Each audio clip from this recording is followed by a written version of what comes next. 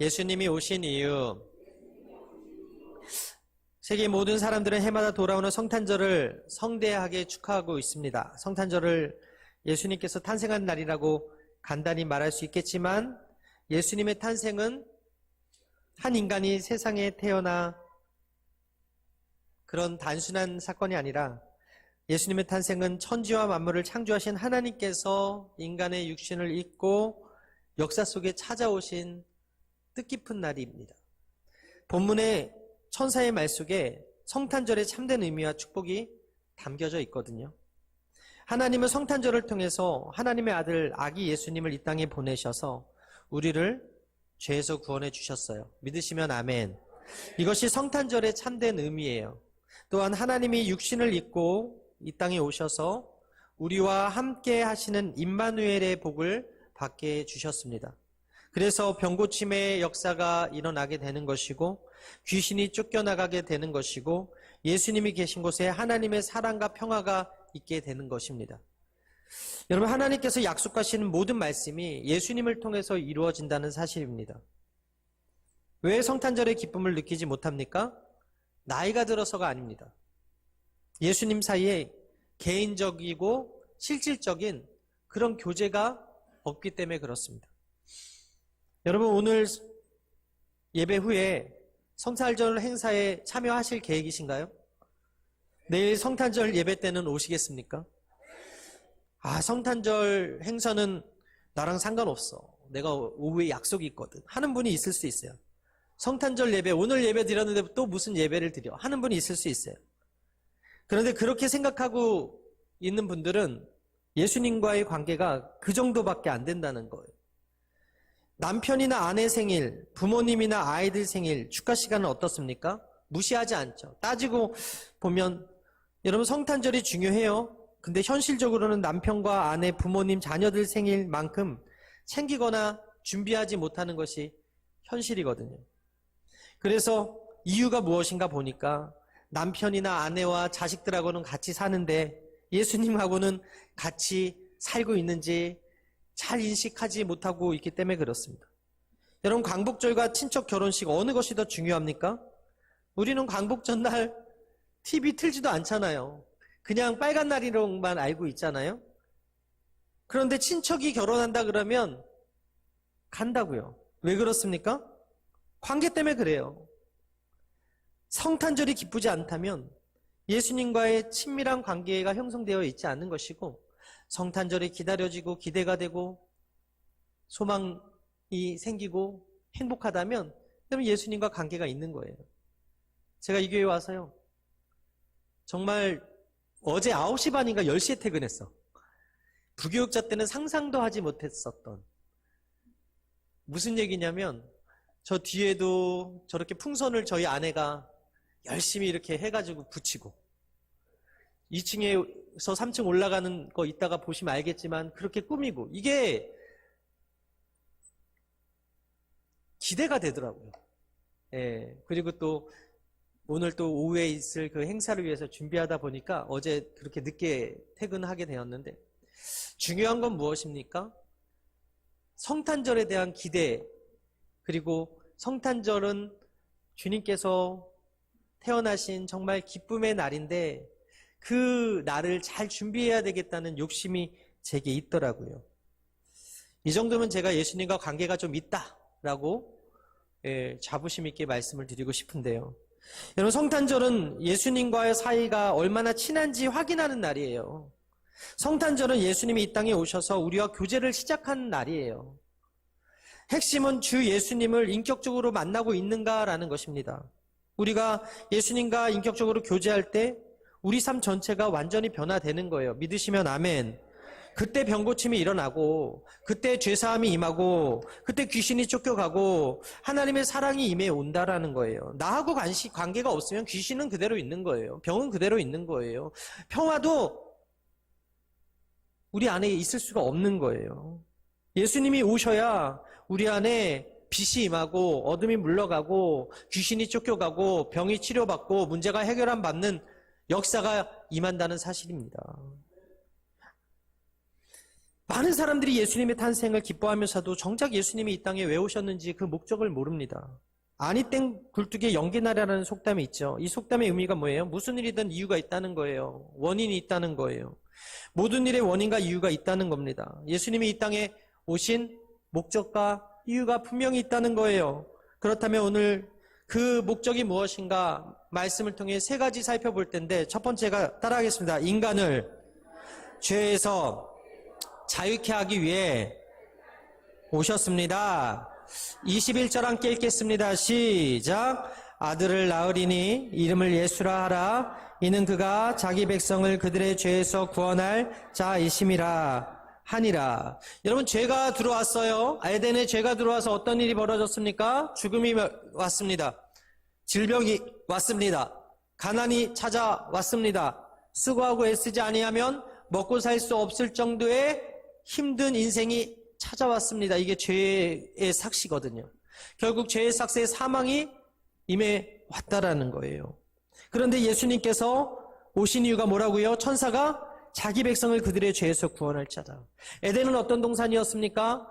필요가 없는 동산이었어요. 내가 애쓰고 힘쓸 필요가 없었고요. 내가 노력할 필요가 없었고요. 내가 무엇인가 구할 필요가 없었습니다. 왜? 그곳에 다 펼쳐졌던 완벽한 세상이었거든요. 근데 죄가 들어와서 내가 땅을 파서 일을 해야 되고 씨를 뿌려서 열매를 거두어야 먹고 사는 그런 인생이 되더라. 정말 며칠 전에 저희 어떤 권사님이 전화 오셨어요. 예전 교구의 권사님이 건강검진을 했는데 대장암 사기라고 기도해달라고. 여러분, 권사님도 병 걸립니다. 장로님도 병에 걸릴 수 있습니다. 왜 예수를 잘 믿는데도 병이 옵니까? 죄 때문에 그래요. 결국 죄의 삭스로 우리는 죄와 싸워야 되고 병과 싸워야 되고 악한 원수 마귀와 싸워야 되는 그런 처지가 되었더라는 거예요. 예수는 히브리어로 여호수아 또는 예수하고 야훼는 구원이시다라는 의미를 가지고 있는데, 예수님이 유대인뿐만 아니라 모든 사람의 통치자로 오셨다라는 것입니다. 여러분, 죄가 무엇입니까? 헬라어로 하마르티아인데 화살이 관역에서 벗어났다는 거죠. 인간의 의지와 행동이 하나님의 뜻, 하나님의 그 관역에서 벗어났을 때 그게 죄가 된다는 거예요. 태초 에덴에서 하나님이 분명히 먹지 말라던 금기의 음식이었던 선악과를 따먹고 나서 인간은 어떻게 됐습니까? 죄를 고스란히 받을 수밖에 없는, 죄의 삭스를 고스란히 받을 수밖에 없는 그런 인생이 되더라는 것이죠. 결국 육신은 여전히 살아있지만 하나님과의 관계가 끊어진 인생, 인간이 하나님의 자리에 앉게 되므로 그 인생이 너무나 힘든 인생. 하나님은 인간에게 옳고 그름을 판단하는 능력을 주시지 않았는데 스스로 하나님께만 있는 그 능력을 취하고자 하는 그 탐욕으로 말미암아 선악을 분별하는 그 능력을 면범으로 말미암아 죄가 시작되었다. 창세기 3장 5절에 보니까 하나님과 같이 될 것이다라는 그 마귀의 깸에, 그 뱀의 깸에 하나님과 같이 되고자 하는 그 마음의 그 교만으로 말미암아 넘어간 것이, 그리고 그것으로 인해서 그 말씀에 불순종한 것이 죄라고 이야기하고 있는 거예요. 죄가 들어오니까 하나님께서 심판을 꺼내 들으셨죠.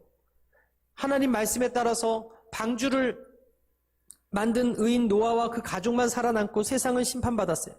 그런데 그 이후에도 노아의 후손들은 바벨탑을 쌓아서 경쟁적으로 자기를 드러내는 데 온 힘을 쏟았고, 여러분, 예수님이 오셨을 때 이 당시에는 또 어떤 죄가 있었습니까? 하나님이 침묵하는 일이 있었어요. 400년 동안이나 침묵하실 만큼 그 죄가 심각했다. 여러분, 죄가 간영하면 하나님의 음성이 안 들려요. 죄가 간영하면 하나님의 음성이 희귀해요. 그래서 오늘 나에게 하나님 말씀이 들려지고 하나님의 음성이 들려진다면 여러분, 우리에게 희망이 있는 거예요. 할렐루야. 이 시대 가운데 그래도 성탄절에 들로 산으로 놀러가지 아니하고 화려한 네온 사인과 불빛이 있는 백화점으로 쇼핑 가지 아니하고 이 시간에 눈 오는데도 그 눈길을 뚫고 오신 여러분들이 복 있는 이유가 무엇입니까? 하나님의 음성이 똑바로 들리기 때문에 그렇습니다. 하나님의 음성이 똑바로 들리는 사람들은 복 있는 사람이라는 거예요. 하나님의 말씀이 하나님의 사람들에게 들려진다? 그것만큼 복이 없다라는 것이죠. 누가복음 19장 10절에 인자가 온 것은 잃어버린 자를 찾아 구원하려 함이라 라고 예수님 스스로 당신이 오신 목적을 분명히 말씀하셨거든요. 예수님이 지붕을 뚫고 내려온 중풍병자를 향해서 죄사함을 선포합니다. 마가복음 2장 5절에 예수께서 그들의 믿음을 보시고 중풍병자에게 이르시되 작은 자야 내 죄사함을 받았느니라. 예수님이 죄사함을 선언하신 이유가 뭐예요? 이 병자의 중풍이 죄로 말미암았다는 것입니다. 모든 병이 죄 때문은 아니에요. 요한복음에서 한 맹인을 고치셨을 때 실로암 그 연못가에서 씻으라고 하셨을 때 이 병이 죄 때문이냐고 묻는 랍비의 그 질문에 이 병은 하나님의 영광의 일을 나타내기 위함이라고 말씀하셨거든요. 요한복음 9장 3절에 예수께서 대답하시되 이 사람이나 그 부부의 죄로 인한 것이 아니라 그에게서 하나님이 하시는 일을 나타내고자 하심이라. 그렇기 때문에 병에 걸렸다고 해서 다 죄 때문이다 라고 단정해서는 안 돼요. 여러분, 우리가 신앙생활을 시작하게 된 계기가 병에 걸려서일 수도 있다는 거예요.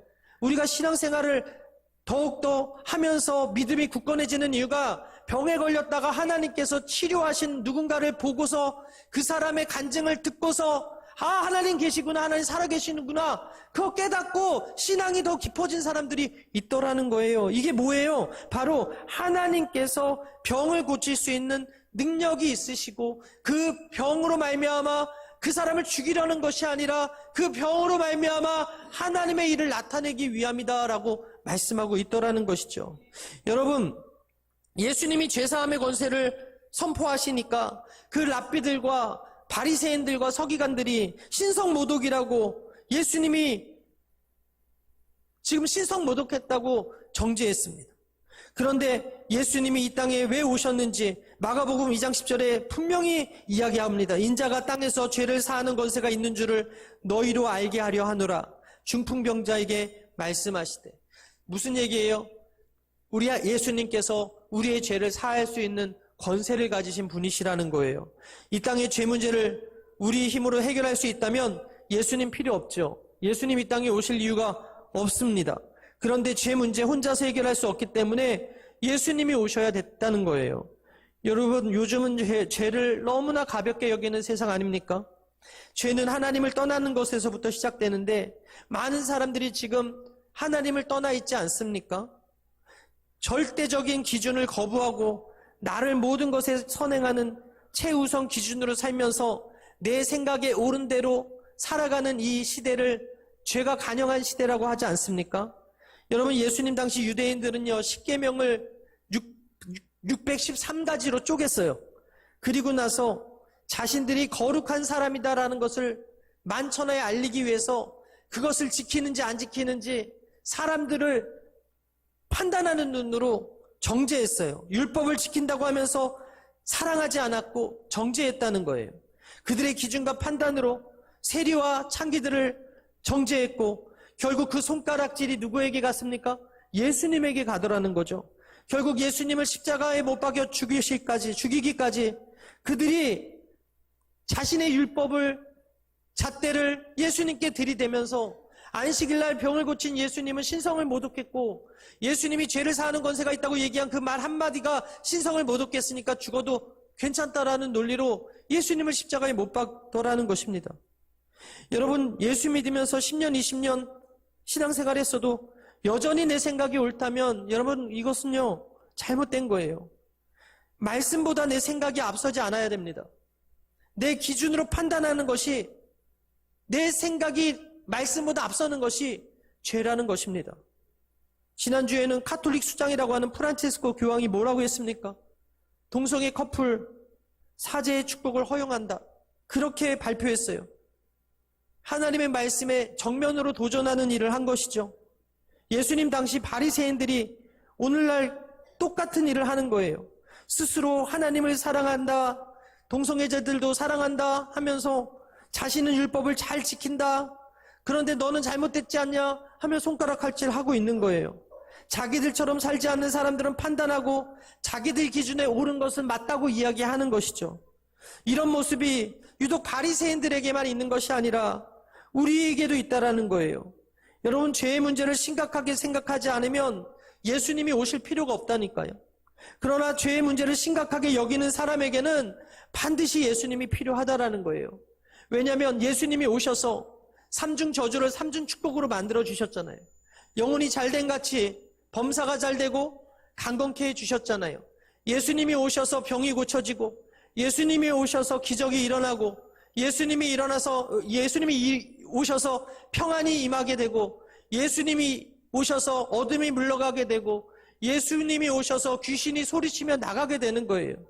예수님이 오셔서 우리 안에 사랑과 화평이 이루어지게 된다라는 사실입니다.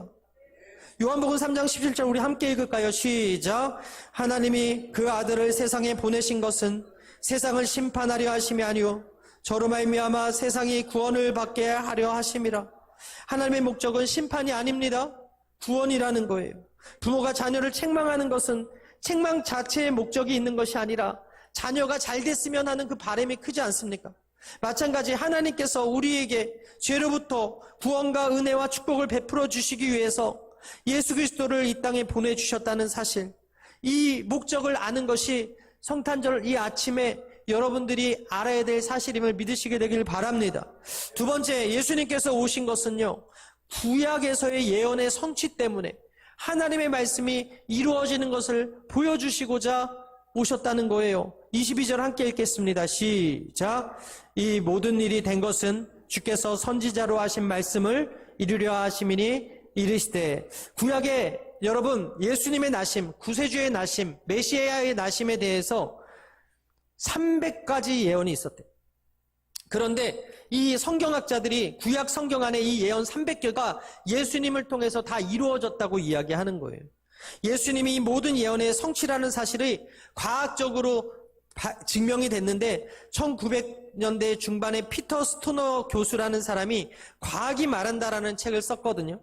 그 책에서 확률의 과학으로 예수님의 예언에 대해서 8가지를 찾아서 발표를 했는데 잘 들어보세요. 첫 번째가 뭐냐면 그리스도가 베들레헴에서 태어난다라는 것이죠. 미가서 5장 2절입니다. 우리 함께 읽겠습니다. 시작. 베들레헴 에브라다야 너는 유다 족속에 작을지라도 이스라엘을 다스릴 자가 내게로 나올 것이라. 그의 근본은 상고의 태촌이라. 여러분 문제, 예수님이 어디서 태어나셨습니까? 유다 땅 베들레헴. 아니 나사렛 동네에서 나사렛 예수님이라고 하는데 왜 베들레헴입니까? 했을 때 유대 아들 그 요셉이 그 고향이 유대의 베들레헴이었던 거예요. 호적하러 가서 그 명령에 따라서 호적하러 갔을 때 잉태된 그 아이가 바로 예수 그리스도. 그래서 그 미가의 예언이 성취되더라. 두 번째가 그리스도보다 먼저 와서 메시지를 전한 자가 있다라는 것이었는데요. 이사야 40장 3절 함께 읽겠습니다. 시작. 외치는 자의 소리여 이르되 너희는 광야에서 야훼의 길을 예비하라. 사막에서 우리 하나님의 대로를 평탄하게 하라. 말라기 3장 1절 시작. 만군의 야훼가 이르노라. 보라 내가 내 사자를 보내리니 그가 내 앞에서 길을 준비할 것이요 또 너희가 구하는 바 주가 갑자기 그의 성전에 임하시리니 곧 너희가 사모하는 바 언약의 사자가 임하실 것이니라. 예수님보다 와서 예수님에 대해서 메시지를 전한 사람은 누굽니까? 침례 요한입니다. 아우 딩동댕.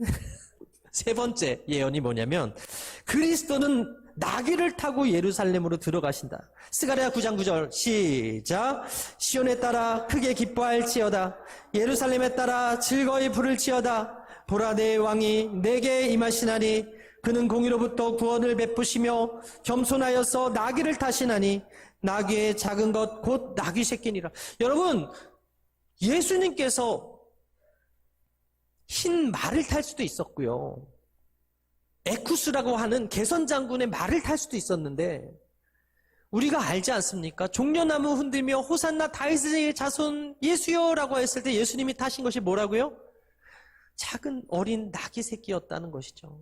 네 번째 예언 함께 읽겠습니다. 그리스도는 한 친구에게 배신당하는데 시편 41편 9절입니다. 시작. 내가 신뢰하여 내 떡을 나눠 먹던 나의 가까운 친구도 나를 대적하여 그의 발꿈치를 들었나이다. 예수님을 배신한 사람이 누굽니까? 가룟 유다죠. 5번째 예언, 그리스도는 은 30에 팔리실 것이다. 스가랴 11장 12절 함께 읽겠습니다. 시작. 내가 그들에게 이르되 너희가 좋게 여기거든 내 품삯을 내게 주고 그렇지 아니하거든 그만두라. 그들이 곧 은 30개를 달아서 내 품삯을 삼은지라. 여러분, 예수님이 가룟 유다한테 은 30에 팔리셨습니다.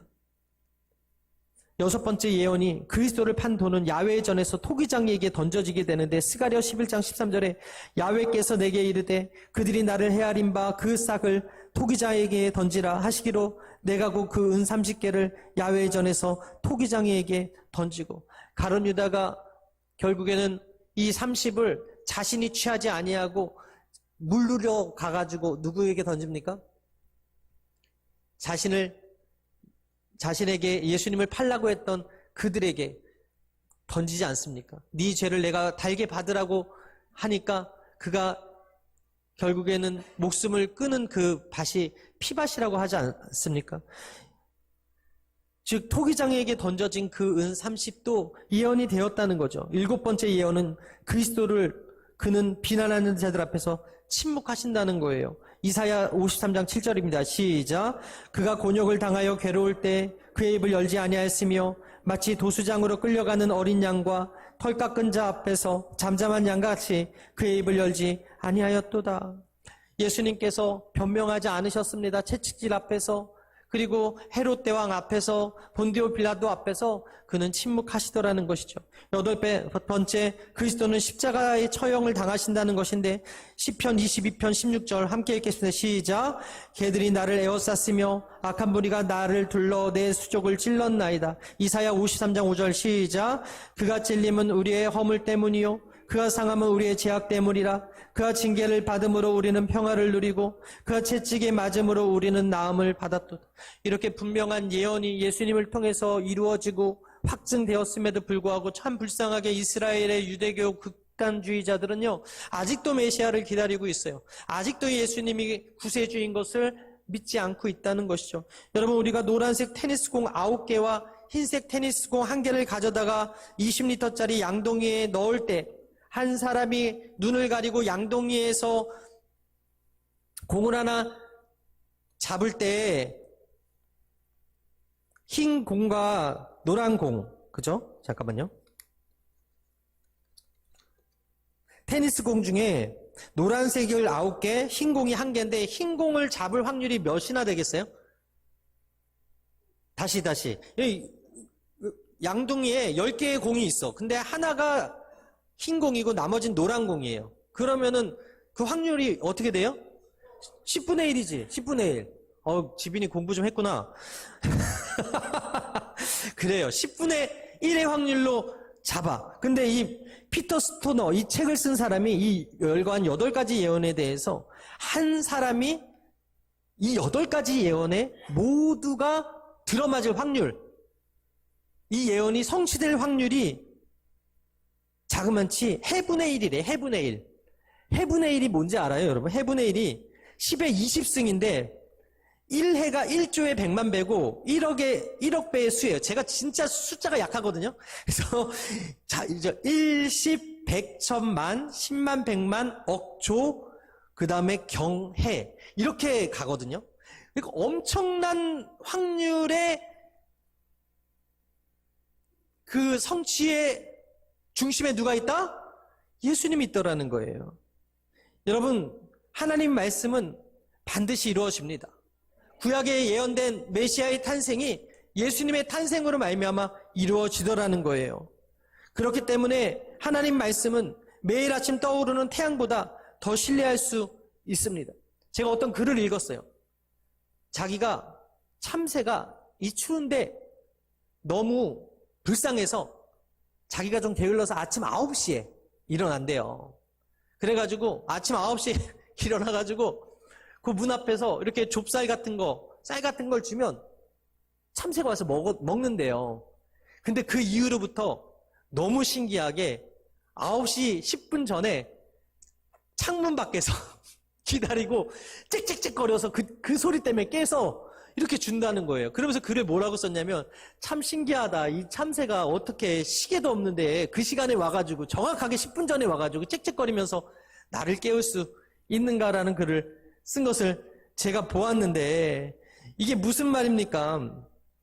해가 아침에 뜨고 지는 것도 하나님이 정하신 것이고, 그 미물인 참새조차도 그 시간을 정확하게 알아서 와서 짹짹거리는 것도 하나님께서 이루실 일인데, 마태복음 24장 35절에 천지는 없어질지언정 내 말은 없어지지 아니하리라고 말씀하신 그 하나님 말씀이 저와 여러분을 향해서 오늘 주시는 이 축복의 말씀이 반드시 이루어진다는 사실을 믿으시게 되길 바랍니다.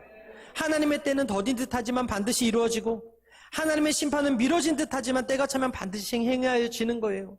예수님 오셨을 때 아무도 그 이름을 영접하지 않았지만 밤을 새던 목자들은 천사를 만났습니다. 그리고 수개월 동안 별을 연구하던 동방 박사들은 예수님께 나와 경배했습니다. 무슨 얘기입니까? 온 세상이 잠들었을 때 예수님께서 오셨어요. 그 여관방 주인은 어땠어요? 성숙이었잖아요. 그 많은 사람들이 숙박시설을 찾는 그동안 그 배가 이렇게 불러왔던 마리아와 요셉을 외면하더라는 것이지. 그런데 그 상황 속에서 우리 예수님께서 태어나셨고, 가시면서 뭐라 그래요? 반드시 오겠다 이야기하는 거예요.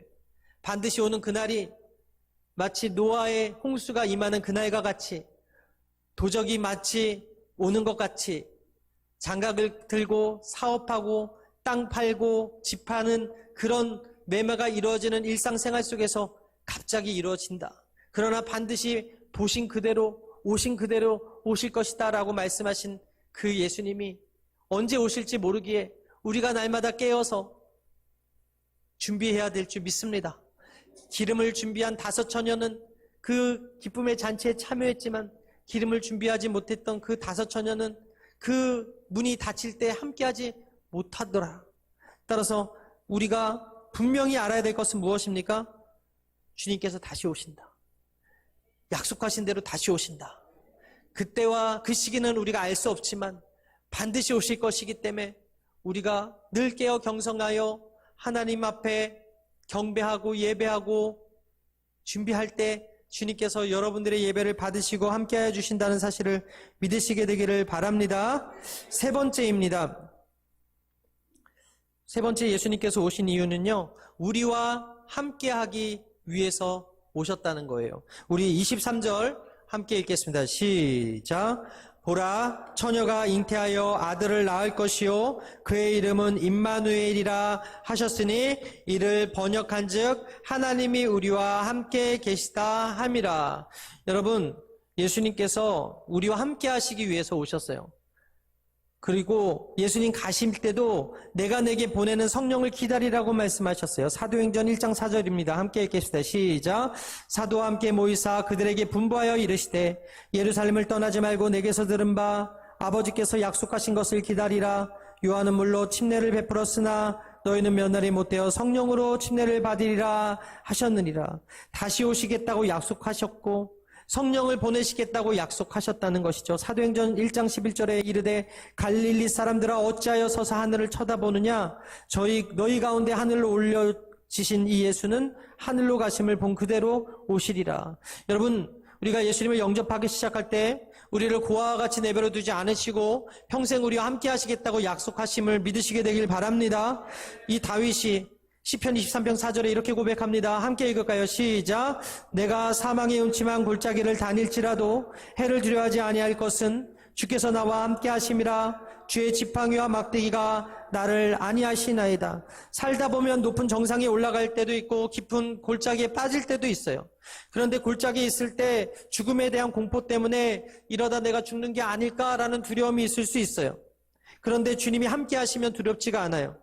사자굴에 들어가도 다니엘같이 하나님께서 함께 하시면 사자의 입을 막을 것이고, 애굽으로 팔려가도 하나님께서 함께 하시면 요셉처럼 형통한 자가 될 것이며 총리가 되게 될 것이고, 풀무불에 들어가도 사드락과 메삭과 아벳느고처럼 하나님이 함께 하시면 그 머리털 하나 상하지 않게 될 것입니다. 광야에 있다 할지라도 하나님이 함께 하시면 반석에서 물이 나고 하늘에서 만나가 떨어지고 가만히 서 있는데도 메추라기가 날 잡아먹으라고 지천에 깔리게 될 것입니다. 그러므로 문제가 뭐예요? 내가 지금 하나님과 함께하고 있는가?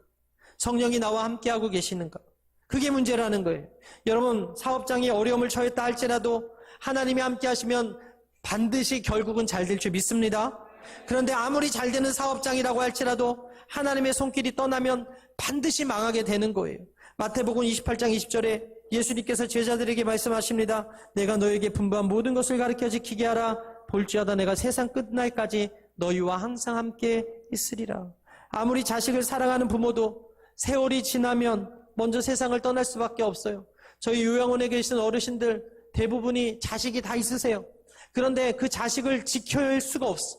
아니, 오히려 자식이 부모님을 지키기 위해서 요양원에 위탁하더라는 것이죠. 세상의 모든 인간관계가 끝이 있지만 우리 예수님께서는 세상 끝날까지 성령과 함께 우리를 안위하시고 지키시고 보호하시고 인도해 주시겠다고 약속하셨어요. 여러분 잘 아는 동방박사 세 사람이 헤롯 왕을 찾아봤을 때 헤롯 왕이 베들레헴의 그 왕을 찾으면 나에게 알려달라고 했잖아요. 그런데 결국 어떻게 됩니까? 꿈에 베들레헴에 그 경배하러 온 그 동방박사들에게 천사가 나타나서 헤롯에게 돌아가지 말라고 이야기하죠. 왜요? 돌아가는 순간에 그들도 죽을 것이고 예수님도 잡혀 죽을 것이기 때문에. 그래서 헤롯이 분명히 그렇게 할 것을 알았기 때문에 하나님께서 천사를 보내서 그 동방박사 세 사람을 보호해 주시더라는 거예요. 마찬가지 하나님께서 함께 하시면 항상 하나님의 말씀을 통해서 우리의 갈 길을 보여주신다는 사실을 여러분 믿으시게 되길 바랍니다. 우리가 부산을 가려고 해도요, 우리가 서울을 가려고 해도요, 우리가 내비게이션을 키면 잘 인도받는 것처럼 성령의 내비게이션을 키는 순간에 하나님의 말씀이 지도가 되어서 여러분들의 인생을 복으로 인도하고 여러분들의 인생을 천국으로 인도하고 여러분들의 인생을 형통으로 인도한다는 사실을 믿으시게 되길 바랍니다. 하나님이 함께 하시면 형통의 역사가 일어나는 거예요. 하나님이 함께 해주시면 담대해지는 거예요. 내 안에 두려움이 떠나가는 거예요. 내가 존귀한 삶을 살게 되는 거예요. 내 인생이 창대케 되는 거예요. 하나님이 보호해 주시는 거예요. 하나님의 날마다 어떤 대적을 만나든지 승리하게 해주시는 거예요. 결국 예수 믿으면 복을 받는 거예요. 할렐루야. 이게 어디 써 있습니까? 바로 이 성경에 써 있는 하나님의 약속 아닙니까? 여태까지 여러분들이 예수 믿는 이후부터 하나님께 복을 받고 영광 돌리는 삶을 살았다면 그 이유가 무엇입니까? 임마누엘 되시는 하나님께서 저와 여러분들과 함께 하셨기 때문에 그렇습니다. 그러나 어려움이 있었습니까? 고통과 환난과 실패와 좌절과 절망이 많았습니까? 하나님과 함께 하지 않았기 때문에 그래요. 여러분 15세기 독일의 유명한 성자 토마스 아켄퍼스가 이런 말을 했습니다. 예수가 함께하면 모든 일이 다 선하게 되고 아무 어려움도 없지만 예수가 없으면 모든 게 힘들어진다. 마찬가지예요. 내가 내 인생의 운전대를 잡으면 힘들 때가 있어. 요번에 인천에서 일어나지 말아야 될 일이 일어났잖아요. 어떤 버스기사가 운전대를 잡고 브레이크를 밟아야 되는데 엑셀을 밟아서 그 정류장에서 길을 건너던 많은 사람들이 다치거나 죽게 되었다는 이야기를 들었습니다. 여러분 내가 내 인생에서 내 운전대를 잡으면 사고 나는 거예요. 이렇게 눈길 트라우마가 있어서 저도 웬만하면 눈길에 운전을 안 해요.